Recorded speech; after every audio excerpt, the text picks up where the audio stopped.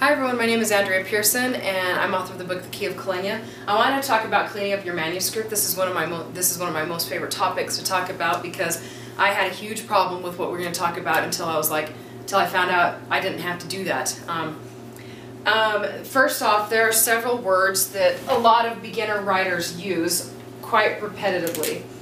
And if you can remove these from your manuscript, do it, because they slow down your writing and they just add a lot of words to your story, which is not a good idea. Okay, here they are. A lot of, let's see, kind of, that, a tiny or little bit.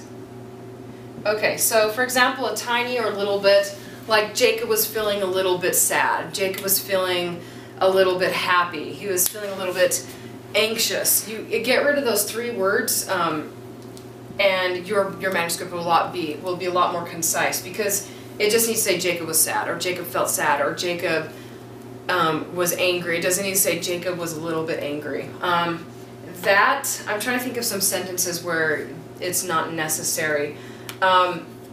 If the sentence makes sense without the word that in it, take it out. Okay, so for example, I posted a blog about drinking water for authors, and we'll be using this as one of our videos, and the reasons why drinking water will help you be a better writer. Okay, here's this: blood is 92% water and is greatly affected by the quantity of liquid you drink. And if I had the word that in there, it would say blood is 92% water, is greatly affected by the quantity of liquid that you drink. That in that sentence is not necessary, so you would remove it in that kind of an instance. Kind of, again, it's not necessary. It's like a little bit. He was feeling kind of happy. He kind of looked over to the person next to him, you know, and there were a lot of people around them. You can just shorten that to there were many people. Basically, these words are these are filler phrases that we use when either we don't know better not to use them, or or when we're not writing concisely.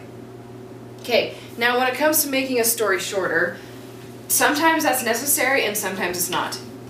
For example, an adult fantasy can be up to 200,000 words long. I remember the very first adult fantasy I read, I was about halfway through and I felt like I should have already been to the end. I loved the story, but I was like, okay, when's this book going to end?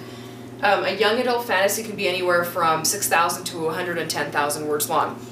The point with like a young adult romance can be the same length. What you're looking for is whether or not each part propels the story forward, whether it's important that the reader knows it in order for the book to make sense,